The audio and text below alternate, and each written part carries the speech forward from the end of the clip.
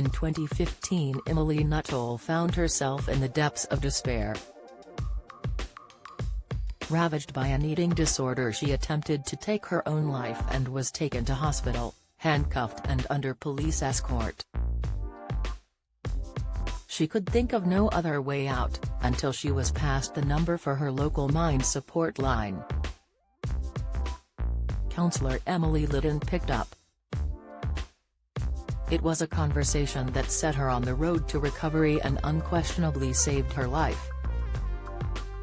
Emily, 28, from Guernsey, was diagnosed with anorexia in 2008 and recovered by 2013. Yet in 2015 she suffered a relapse. She said, "I was stuck inside, my eating disorder behaviors were coming back and I was having suicidal thoughts again. But I had nobody to help me. I'd had a severe relapse with my eating disorder and my depression, and I'd attempted suicide. They found me and I was handcuffed and taken to hospital in a police van. I can't tell you how terrified I was. I was at a complete loss.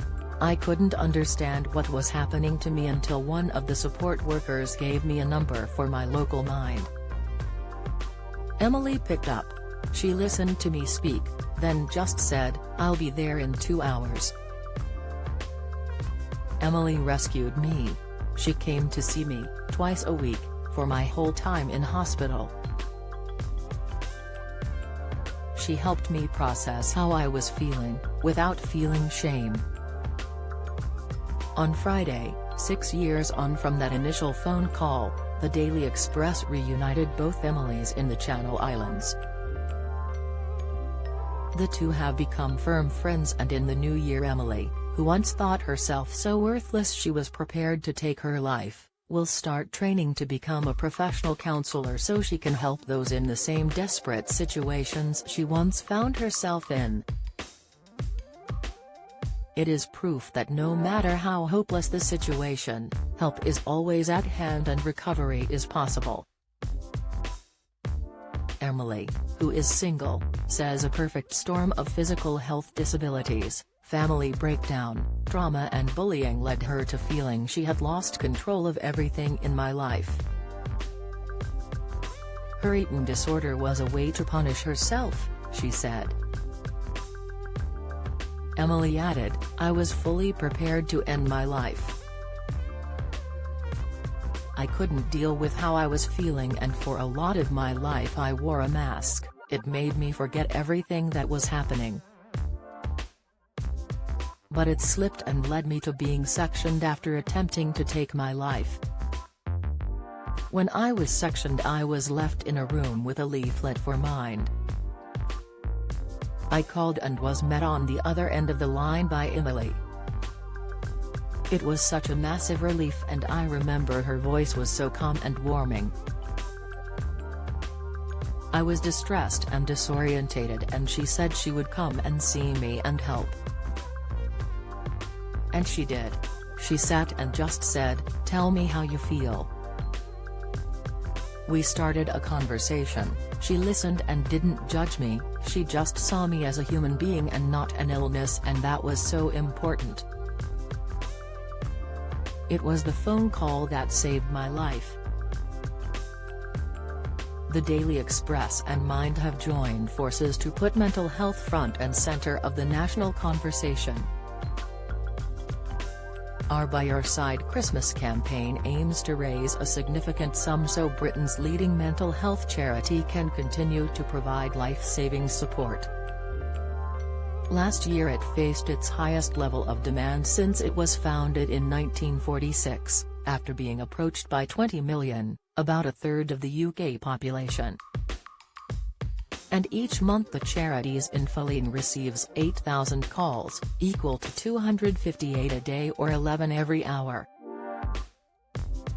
Each of these calls could be another Emily, someone for whom a supportive ear is literally life-saving. There are now 1.6 million people waiting for mental health treatment and around 800,000 adults and 450,000 children and young people for secondary services. 3 in 5 said their mental health had worsened during lockdown, but 1/3 did not seek help.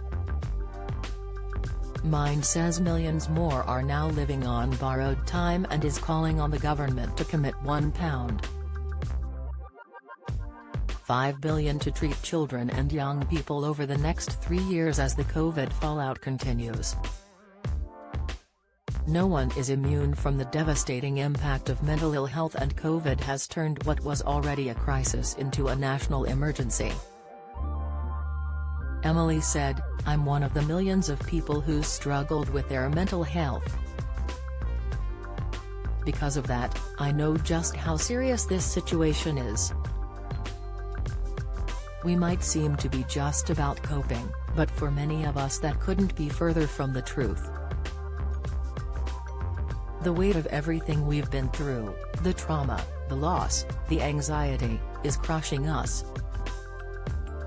But if we act now, and work together, we can make sure everyone can access support and information to help with their mental health, without the uncertainty of endless waiting lists. There's no other option.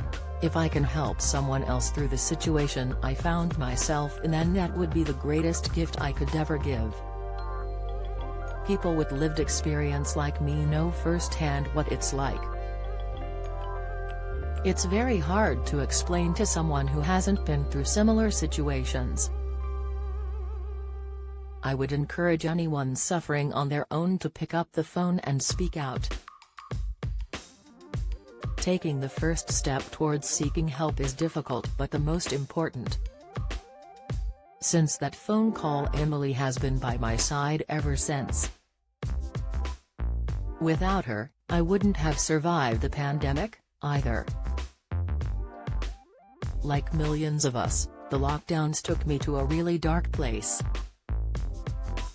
Losing everything, my routine, my schedule, my friends, hit me hard.